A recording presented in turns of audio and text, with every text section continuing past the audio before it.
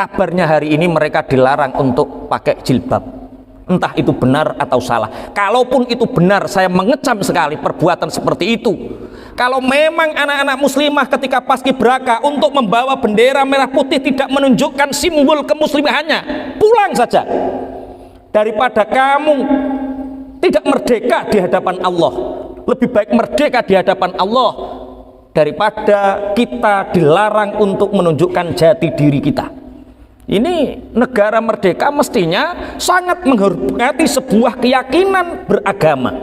Nek wong muslimah mestinya yo ora apa-apa wong nggawa gendera pakai jilbab karena itu aturan agama.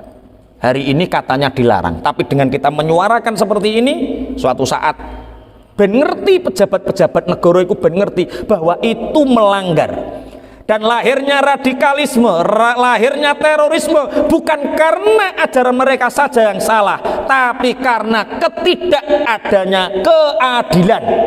Yuk ketoke ae sampean santri-santri, ketoke ae wayah 17-an Agustus upacarane setahun pisan ketoke. Tapi kalau negara ini sudah terongrong kemerdekaan dan marwahnya, maka pasti para kiai, para ustadz akan memimpin untuk berjihad.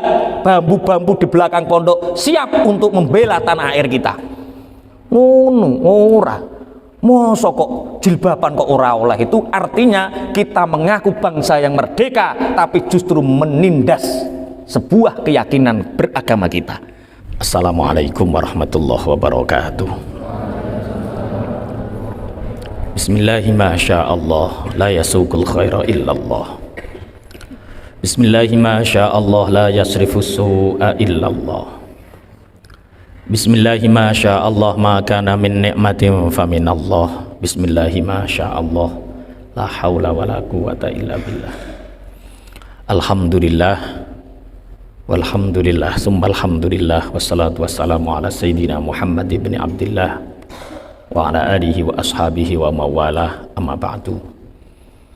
Yang senantiasa kami ta'zimkan segenap jajaran asatidah Pondok Pesantren Salaf Khazinatul Abror, khususnya staf kepengasuhan beliau Ustadz Haji Muhammad Nur Kholik, Ustadz Haji Ukit Subowo, Direktur Satuan Pendidikan Mu'adalah Khazinatul Abror Ustadz Khairul Anam Muhammad, Wakil Pengasuh Pondok Pesantren Salaf Khazinatul Abror Banat Ustadz Muhammad Nur Humam Mafaridik, Pengurus Munazomah khususnya Rais Munazomah Kang Ferianto dan jajarannya, anak-anakku sekalian. Sebentar lagi, insya Allah 2 hari lagi, kita akan memperingati satu sejarah yang luar biasa, yaitu kemerdekaan Negara Kesatuan Republik Indonesia tanggal 17 Agustus, insya Allah hari Sabtu. At-tarikhu yu'idu nafsah, sejarah itu akan terulang kembali. Tanggal 17 Agustus 1945 para pahlawan kita telah menjadikan Indonesia ini tercatat merdeka. Bahkan negara Mesir yang pertama kali mengikrarkan, mengakui Indonesia merdeka. Kemudian negara-negara lain yang mengikutinya. Alhamdulillah sejak 17 Agustus 45 Indonesia diakui negara merdeka. Tapi apa yang terjadi? Apakah Indonesia sudah merdeka? Insya Allah Indonesia sudah merdeka. Dan orang-orang yang belum bersyukur yang mengatakan Indonesia belum merdeka. Cuma kenyataannya banyak hal-hal yang perlu dibenahi. Hari ini kita masih terjajah 5 hal. Kalau Pak Yai bisa menyimpulkan, ada 5F penjajahan di negara ini. Anak-anakku sekalian, kemarin ada orang tanya, Pak Kiai, apakah ada dalil nasionalisme dalam Islam? Membela tanah air, apakah ada dalilnya dalam Al-Quran? Allah berfirman dalam Al-Quran, Innalladzi faradha 'alaikal Qur'ana laradduka ila ma'ad. Sesungguhnya Allah yang menjadikan Al-Quran menjadi rujukan hukum atau keputusan untukmu Muhammad, telah mengembalikanmu kepada ma'ad. Ma'ad itu tempat kembali. Di beberapa tafsir, ila ma'ad ini adalah Mekah Al-Mukarramah. Kenapa? Saat itu Rasulullah Shallallahu Alaihi Wasallam itu berjalan. Wa kana sallallahu alaihi wasallam yaqulu katsiran al-waton al-waton al-waton. Rasulullah seringkali mengucapkan al-waton al-waton al-waton, tanah air, tanah air, tanah air.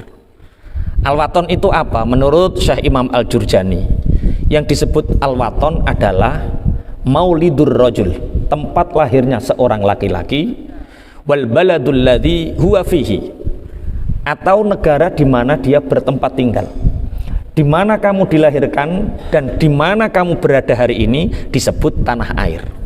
Rasulullah dilahirkan di tanah yang disebut Makkah Al-Mukarramah, dan Rasulullah sering mengatakan al-waton al-waton, tanah air, tanah air, tanah air. Kemudian Allah menurunkan ayat innalladzi farada 'alaikal qur'ana laradduka ila ma'ad. Di dalam tafsir Ruhul Bayan, fa fi hadzal ayat isyaratun ila anna hubbal watani minal iman. Di dalam ayat ini menunjukkan bahwa cinta tanah air itu sebagian daripada iman. Makanya Mbah Yai Wahab Hasbullah Jombang niku terus ngarang syair hubbul waton minal iman. Cinta tanah air itu sebagian dari iman. Ya lal waton, ya lal waton, ya lal waton, hubbul waton wala takun inhadu. Ya lal waton, ya lal waton, ya lal waton, hubbul waton minal iman. Inhadu Indonesia biladi kullu mayyatika yauman qamihayyal kullu mayyatika. Gak tahu diulang ya kok udah hafal ya. Itu beliau mengambil dari tafsir Ruhul Bayan, kalau nggak salah juz 4, di dalam ayat innalladzi farada 'alaikal qur'ana laradduka ila ma'ad. Ma'ad itu tafsiran yang pertama adalah Makkah Al-Mukarramah, kemudian tafsiran yang kedua adalah akhirat. Cuma Sayyidina Umar bin Khattab mengkomentari, wa qala Umar bin Khattab radhiyallahu an, laula hubbul waton, seandainya tidak ada cinta tanah air, la haraba baladus su, maka negara-negara itu akan hancur, negara-negara yang buruk akan hancur.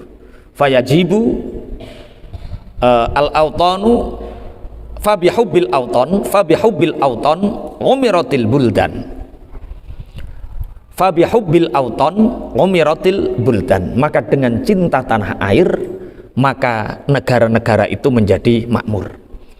Bagaimana menjadikan Indonesia ini baldatun thayyibatun wa rabbun ghafur, satu negara yang indah, yang diridhoi oleh Tuhannya, yaitu pertama dengan kita menanamkan rasa cinta tanah air.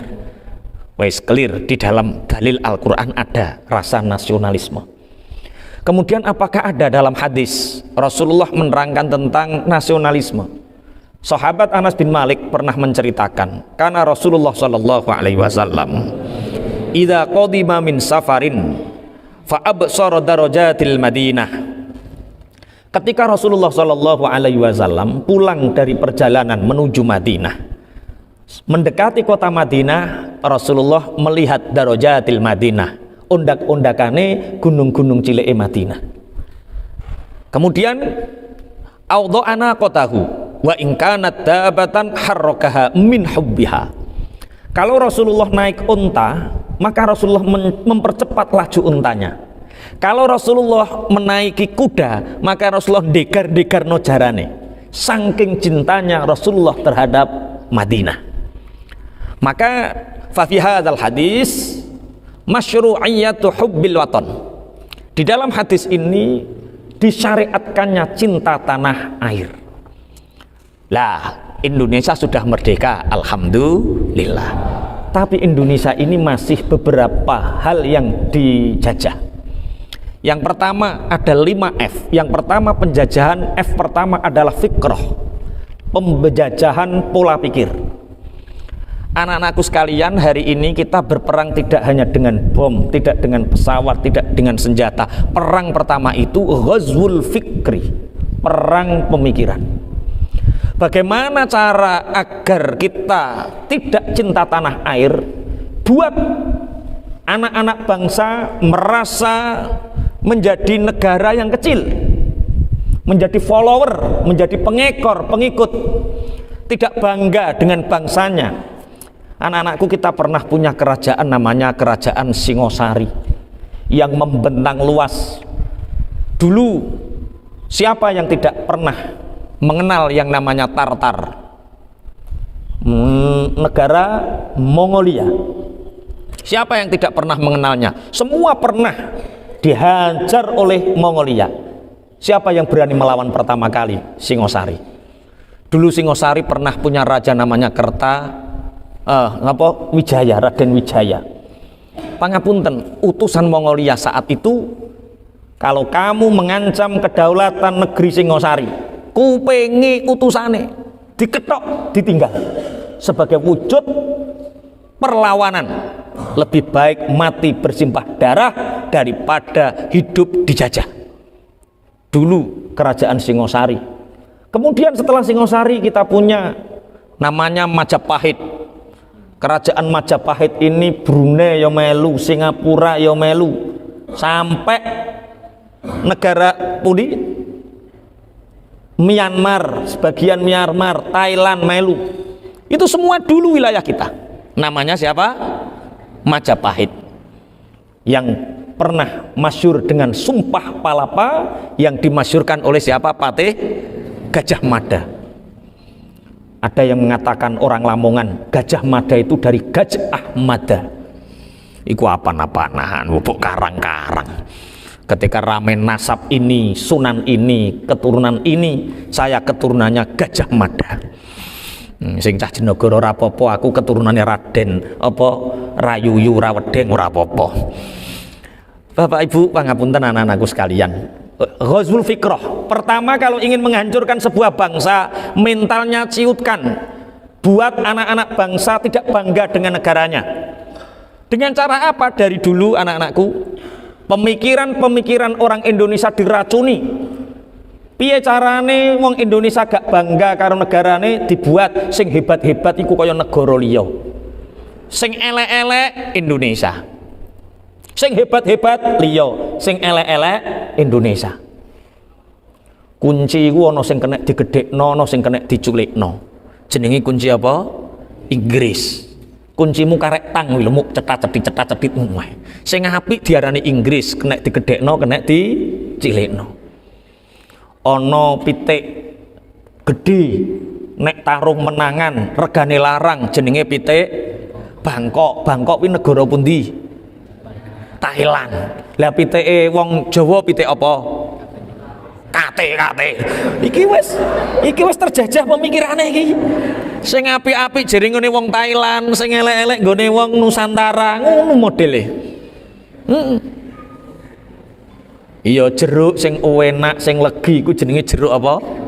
Jeruk Mandarin. Mandarin ke negara ndi? Cina. Sing kecut jeruk ndi? Malang. Padahal jeruk sing mbok arani Mandarin kuwi nandure ya ning Malang. Itu namanya ghazwul fikri. Ini namanya perang pemikiran, sehingga kalian tidak bangga dengan bangsa Indonesia. Mau ngali nek ngarani jeruk Mandarin iki jeruk Malang ngono wae. Ana semut rupane abang, nek nyokot loro, jenenge semut londo lho, tambah muni semut londo. Lah semut Jawa, semut Nusantara, semut apa? semut kuda. Iki piye ambune Raina cilik kalan. Kenapa yang hebat-hebat selalu disebut negara luar? Itu namanya ghazwul fikri, itu namanya perang pemikiran. Kita nggak boleh seperti itu.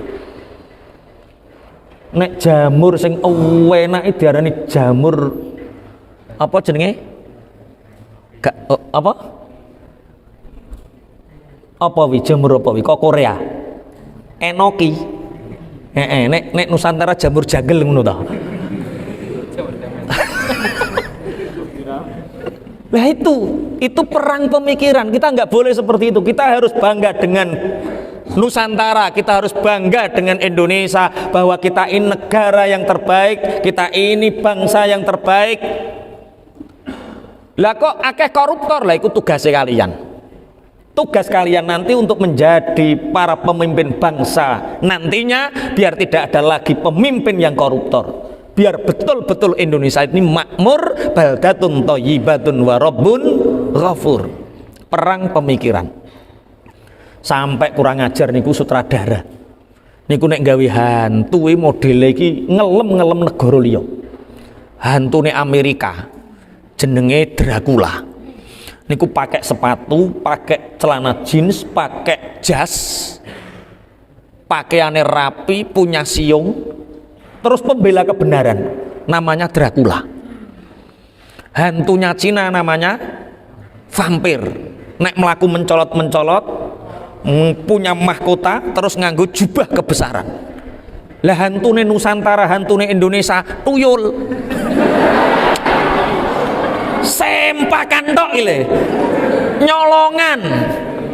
Mangkel no wong e. Mosok hantune wong luar ya hebat-hebat, hantune wong Indonesia tuyul. Kok kaya gak ning hantu liya to ya? Ora tuyul ya suster ngesot. Ya Allah. Astagfirullah, mosok kok sak hantu-hantune disabilitas. Melarat to kak rakyate tok, sak hantu-hantune kok melarat lho. Lah ini namanya apa? Ghazwul fikri.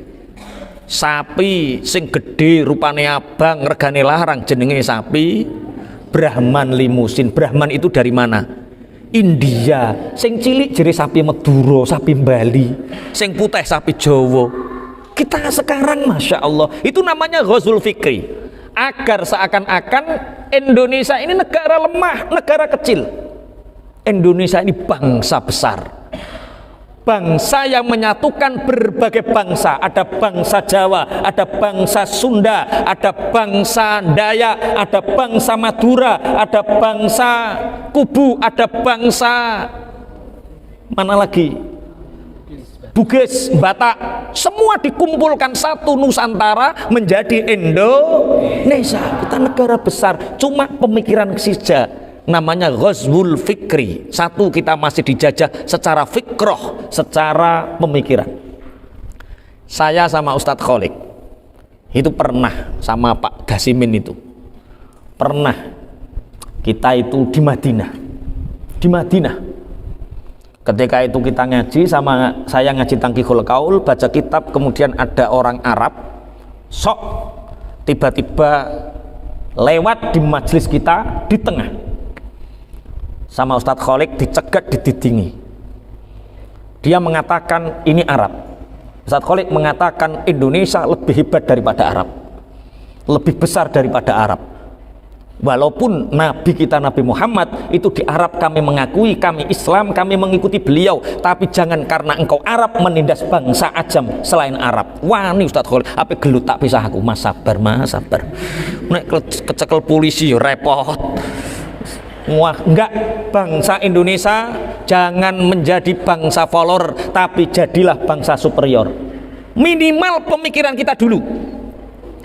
Biarkan orang-orang sekarang yang menjajah Indonesia, mulai dari pejabat yang koruptor, dari keadilan yang tidak untuk keadilan bagi seluruh rakyat Indonesia, jabatan hanya untuk keluarganya, kekayaan hanya untuk golongan tertentu. Biarkan mereka seperti itu, tapi pemikiran kita harus merdeka, bahwa suatu saat nanti di antara kalian akan menjadi orang-orang yang memimpin bangsa ini dan menjadikan bangsa ini betul-betul menjadi bangsa merdeka. Allahumma amin. Wes, sing dijajah sing pertama apa jenenge? Fikroh, pemikiran. Yang kedua sing dijajah iku fashion, pakaian. Hari ini anak-anakku sekalian di luaran sana sangat miris sekali bagaimana baru umroh sebentar tahu-tahu di rumah pakai jubah terus, lali karo badike. Kita akui jubah itu sunnah, tapi yo nek wayah salat mosok kok warung yo kok jubahan, macul kok jubahan. Terus neng pasar jubahan, sing gelakno goncekno cewek bareng jubahan. Wih, berarti kita secara tidak langsung itu budaya sana. Kita punya budaya pakaian apa? Batik, oke, nutupi aurat. Islam mengajarkan satrul aurat, menutupi aurat. Kamu boleh Islam dan kamu harus Islam, kalian harus iman dan Islam. Tapi berislam, beriman bukan berarti menjadi Arab. Jawa tetap Jawa, Sunda tetap Sunda, Batak tetap Batak. Islam, iman tidak menjadikan kita harus menjadi bangsa Arab. Yo biasa wae ketonan ireng, yo ketonan ireng, terus kali-kali kopiahan putih, nek wayah sholat jubahan sorbanan karena fadilahnya, bukan karena budayanya. Bisa dipahami nggih? Iku luwung ijek melok Arab nutupi aurat. Lagi ning Korea pakaiane sok Korea. Rambutnya diabang ijo, cah lanang ceplian. Celolone dijebol-jebol. Masya Allah, tangannya dionteng-onteng digambari kala jengking, lengannya cuwilik gambari kala jengking gawudi.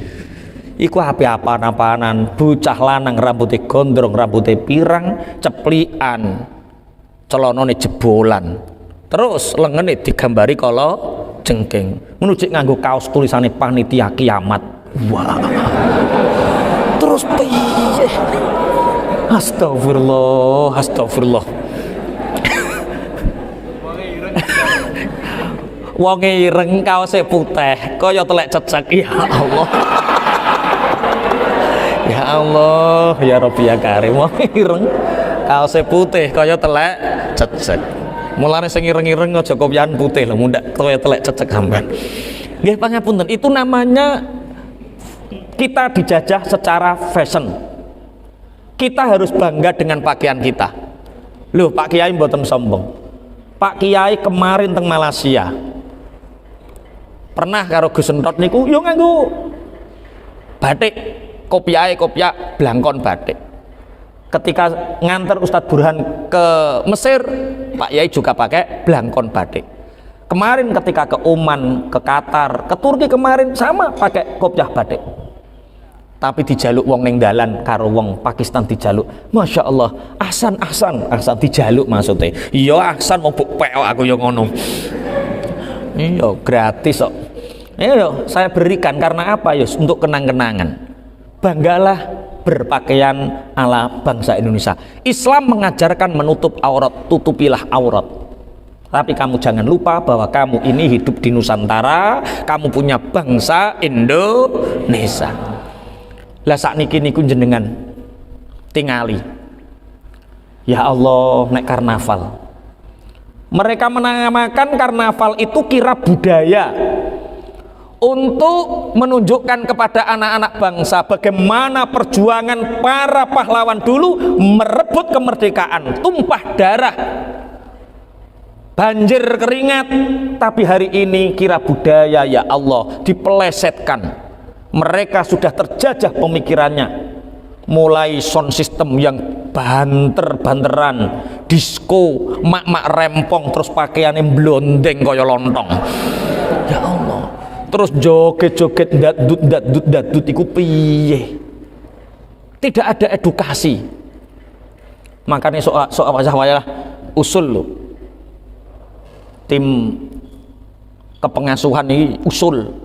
Bagaimana kalau santri-santri ini ketika satu momen sehari mengenang para pahlawan kita, ene sing macak Jepang nikah, ene sing macak Londo, ene sing macak ngoten niku, terus menggambarkan awal perjuangan mulai Imam Bonjol, Sultan Agung, Diponegoro digambarkan terus sampai Londo, terus diusir Jepang nganggo kerja paksa Rodi, kemudian ada peta, kemudian lahirnya TNI awal mula dari peta itu, lahir Tentara Nasional Indonesia, kemudian rakyat berjibaku merebut kemerdekaan.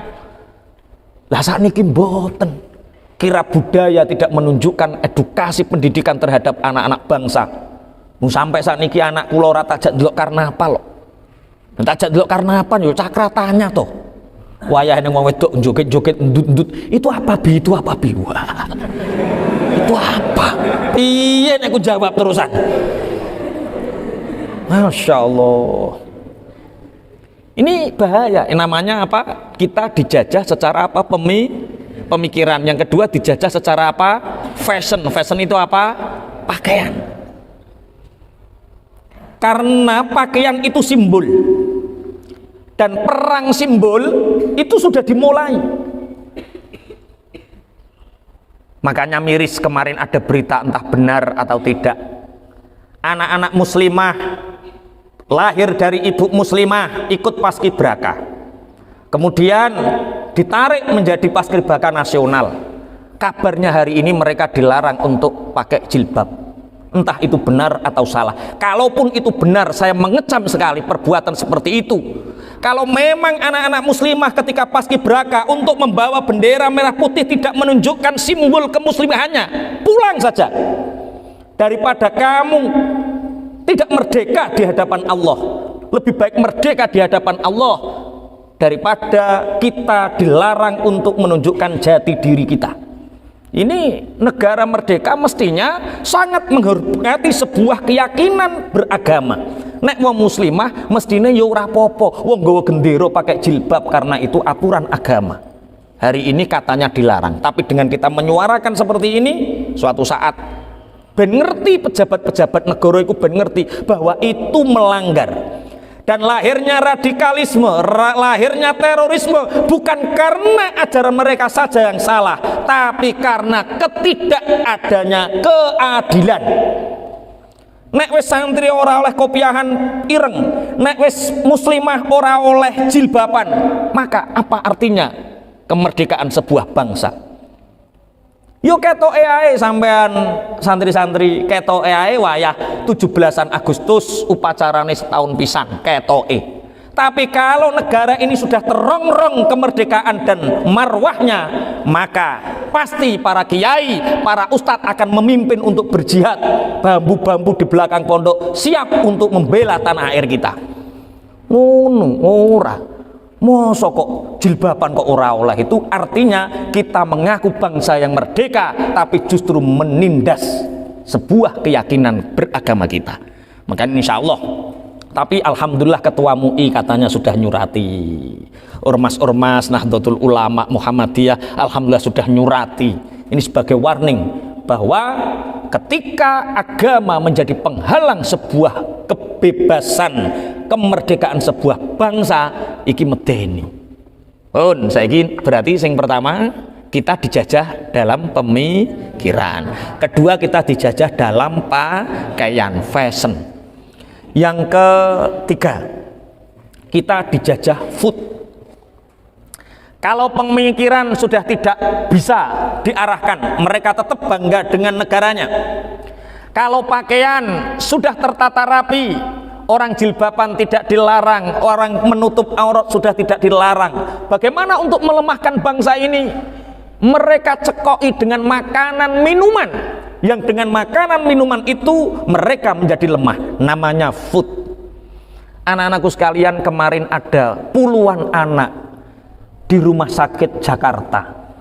Usia sekalian ini, ada yang usia 15 tahun ke bawah, ada yang usia 10 tahun ke bawah. Itu cuci darah setiap 2 minggu sekali. Cuci darah. Mestinya cuci darah itu untuk orang sakit yang usianya 70 tahun ke atas. Karena orang-orang yang cuci darah itu biasanya ora suwe terus wis mati. Kalau pemikiran kalian tentang bangsa ini benar, kalau pakaian kalian tentang bangsa ini benar, maka yang dijajah adalah food. Sediakan makanan, sediakan minuman, yang makanan minuman itu meracuni fisik kalian, meracuni akal kalian, sehingga kalian menjadi orang-orang lemah. Dibuktikan sekarang ada anak mulai SD, SMP wis lemu-lemu, gendut-gendut. Iku jenenge apa lemu-lemu gendut-gendut? Obesitas. Anak-anakku lihat ustadz dari sana sampai ke sini, adakah yang gendut obesitas? Yo sing ngono mok sitok Kaji Ridho kae. Loh, iku wis terjajah kayak Kaji Ridho kae. Terjajah makanannya. Padahal sama Pak Yai sudah puasa berapa? 1 tahun ya. Ustadz Ridho sudah puasa 1 tahun, ijek obesitas. Perkara apa? Makanan dan minumannya. Semakin kalian obesitas, semakin kalian lemah. Bahkan yang ngeri itu cuci darah itu. Anak-anakku sekalian, perbanyak minum air putih, perbanyak makanan-makanan yang sehat. Alhamdulillah di pondok menunya selalu sehat. Tempe apa nih gini, 4 sehat 5 sempurna, cuma susunya saja yang belum. 6 halal. Iya, 4 sehat 5 sempurna, 6 halal. Engkau 4 sehat 5 sempurna haram. 4 sehat 5 sempurna, 6 halal. Ini alhamdulillah. Perbanyak makanan-makanan yang alami. Jangan makanan-makanan yang instan, minuman yang instan, yang banyak bahan pengawet, itu penjajahan. Karena anak-anak nanti akan menjadi orang-orang lemah secara fisik. Pemikirannya lemah, fisiknya lemah. Alhamdulillah di pondok pesantren ada pencak silat, karena di dalam fisik yang kuat ada jiwa yang, di dalam badan yang sehat ada jiwa yang kuat.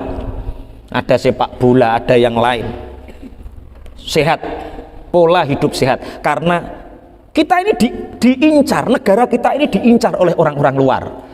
Nek wis pemikirannya cek bangga karo negarane, pakaiannya cek bangga karo negarane, maka makanan minuman kalian yang akan diracuni melalui pejabat-pejabat yang memudahkan perizinannya, tidak mikir bagaimana keadaan nanti setelah mengkonsumsi ini, berapa tahun dia akan terkena liver, berapa tahun dia akan terkena jantung, berapa tahun akan terkena ginjal dan lain sebagainya. Makanya makanan sing alami niku ya wis sing disediani pondok niki alami. Tapi di luaran sana masya Allah akeh jajanan-jajanan sing di situ mengandung racun yang dikonsumsi beberapa waktu nyerang ginjal, nyerang paru-paru, nyerang apa? Liver dan lain sebagainya. Yang ketiga dijajah apa tadi? Food. Food itu apa? Makanan dan minuman. Hati-hati, ini menyehatkan atau tidak.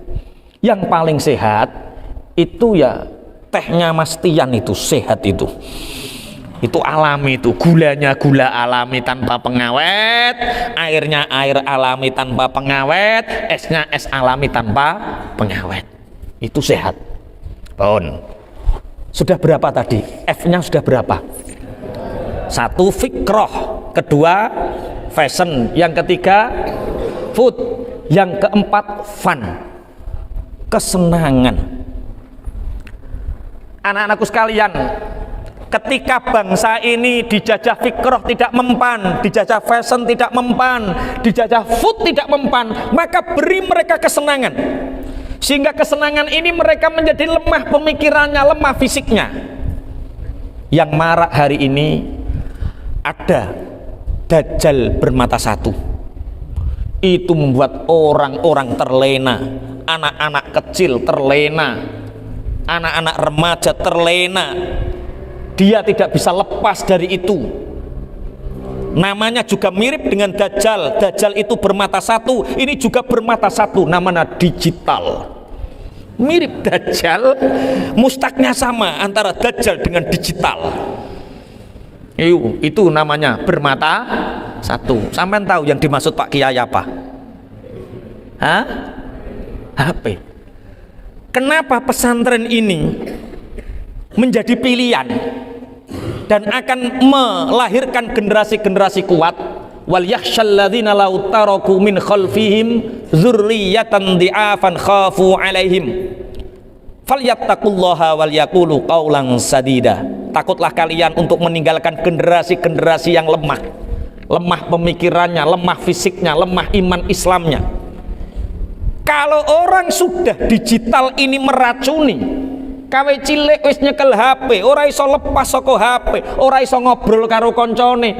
Dia membayangkan ayeme awak nek wis cekelan HP. Padahal ora ngerti nek godak-godakan karo kanca yo senenge gak karu-karuan. Sampai delusupan teko jagung-jagung ngono kae. Ngono ki yo senengan teman-teman barang ngono ki yo seneng. Hari ini tidak hanya anak-anak yang diracuni dajjal bermata satu yang bernama digital. Wong tua-tua hari ini fenomena neng warung-warung HP-ne padha miring. HP-ne padha miring. Eneng sing game online, eneng sing judi online. Dulu orang kalau mau judi itu ketune miring seperti ini, penjudi.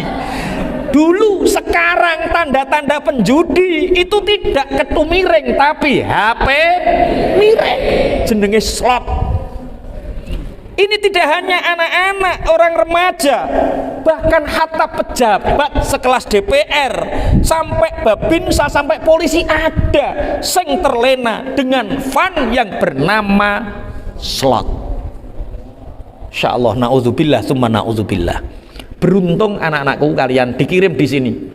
Di sini fun, kesenangan kalian tidak dajjal bermata satu, tidak digital. Kesenangan kalian di sini alhamdulillah, mulai lalaran ya seneng, muhafadzah ya seneng, ngaji ya seneng, godak-godakan karo kanca ya seneng. Ternyata ada kebahagiaan tanpa cekelan karo dajjal bermata satu.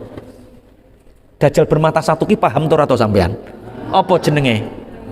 HP. Masya Allah, wis fun. Dadi sakniki kalau dulu orang itu kecukupan sandang, pangan, papan dulu. Sekarang tidak. Orang zaman akhir ini, bangsa ini dijajah. Mereka tidak butuh sekedar sandang pangan. Kudu ono sing nomor papat, sandang pangan ces-cesan. Sandang pangan ces-cesan karo kuota. Eneng ces-cesane barang ora ning kuotane ya lempok. Jadi sandang pangan ces-cesan kuota, ngeri. Fun. Makanya hibur diri kalian dengan mulazamah belajar, mulazamah bacaan Quran, mulazamah hafalan-hafalan kalian. Karena generasi hari ini lemah karena mereka sudah terpikat dengan dajjal bermata satu. Namanya digital. Namanya HP, handphone dan lain sebagainya. Masya Allah ini ngeri. Makanya ayo bareng-bareng jangan kita terjajah di dalam fun ini. Fun itu apa tadi? Kesenangan. Sing mak dicoba COD. Makmu lo makmu. Makmu dicoba apa? COD. Bapakmu manas-manas kaya ngono kae lho. Bapakmu manas kaya ngono kae lho. Gegere gosong, tangane ireng, raine ireng, sing neng omah COD. Makmu ya ngono, neng omah ya COD-nan ngono. Engko nek neng omah kandhani mak, jangan sering-sering COD mak, kasihan bapak. Lah piye to nak? COD itu termasuk fun mak, fun itu. Itu penjajahan mak, itu penjajahan makmu. Kelangi turu kelunting COD, tangi turu kelunting COD. Apa kok COD? Oke, yang terakhir sudah berapa tadi? 4. Yang satu kita dijajah dalam hal fikroh, pemikiran. Yang kedua dijajah fashion, pakaian. Yang ketiga dijajah food, makanan, minuman. Yang keempat dijajah fun. Fun itu apa? Kesenangan. Yang kelima kita dijajah finance, keuangan. Anak-anakku sekalian, hari ini bangsa Indonesia ini sangat mengkhawatirkan tentang finance. Untuk menjadi bangsa ini lemah, maka mudah berikan hutang. Karena orang yang menghutangi ini akan berkuasa atas orang yang dihutangi. Kalau ingin negara ini hancur, negara ini dijajah, kasih hutangan sebanyak-banyaknya sehingga kita menjadi negara penghutang. Bangsa Indonesia hutangnya hari ini triliunan. Pirang triliun Ustaz? 6.000 lebih. 6.000 triliun lebih itu hutang. tukok cendol wis dadi segoro sak Indonesia iku. Wis sak tukono cendol sak Indonesia wis kebek cendol iku san. Bagaimana agar negara ini punya hutang? Tidak hanya negaranya, bagaimana rakyatnya, bagaimana mereka terlilit hutang, namanya finance.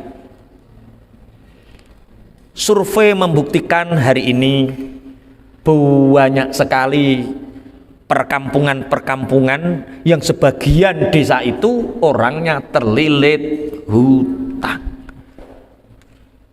Tuku sepeda angsuran, tuku ngangsur, tuku klambi ngangsur, tuku peci ngangsur, mangan ngangsur, hidupnya penuh dengan angsuran dan cicilan. Itu tanda negara sedang dijajah. Apalagi hutang-hutang yang sifatnya riba. Riba is slavery, riba adalah perbudakan.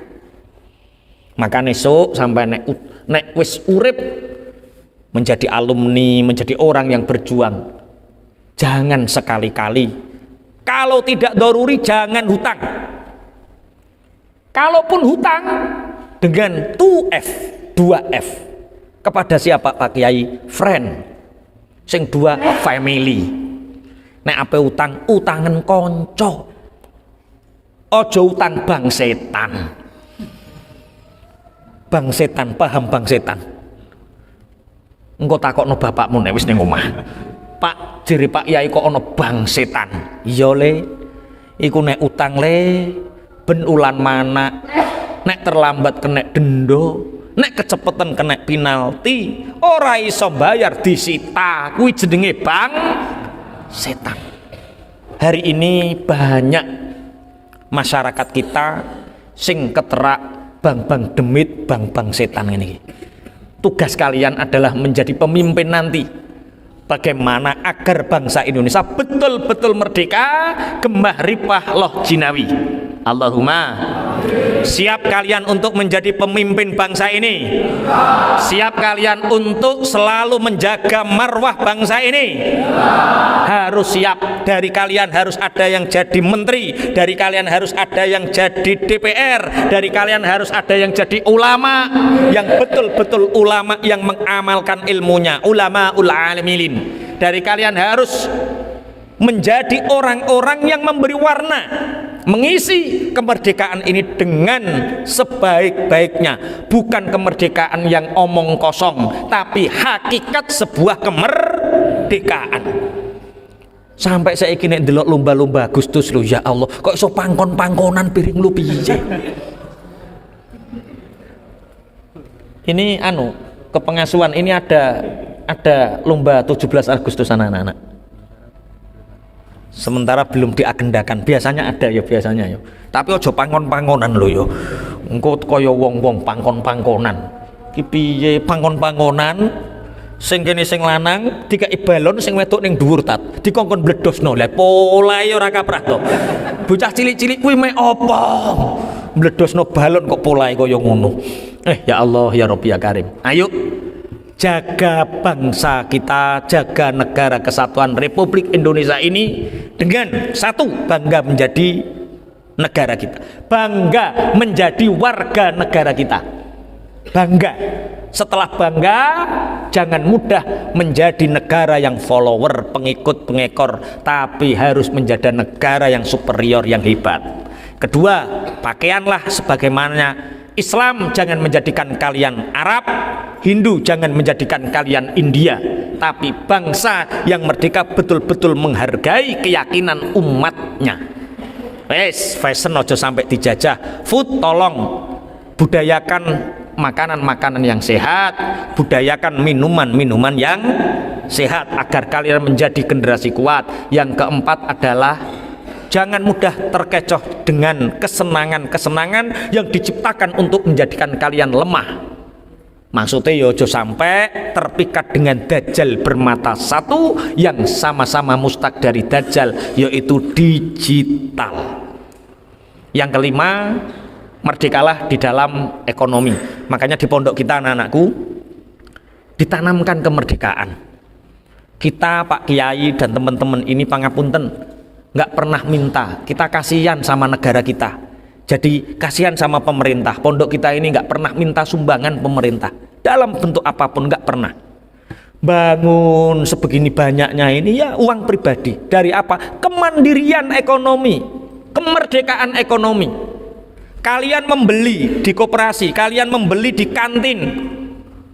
Ini sama halnya kalian membeli dan beramal. Karena apa? Itu keuntungannya juga untuk pondok. Jadi nggak kemana-mana. Ya duit-duit kuwi sing dienggo bangun sak cukup-cukupe. Alhamdulillah.